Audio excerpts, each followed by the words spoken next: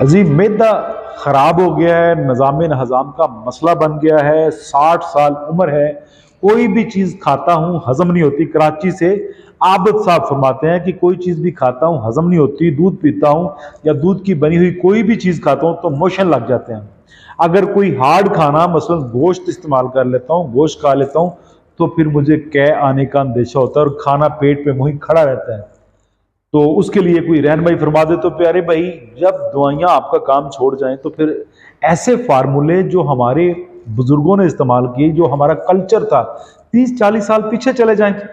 तो मैं आपको मैदे के मतलब एक बेहतरीन फार्मूला जो दुआ भी है और गज़ा भी है, ये मैं अर्ज कर देता हूँ। तो टर्म एंड कंडीशन का ख्याल, देसी बकरे की ओजरी लेनी है।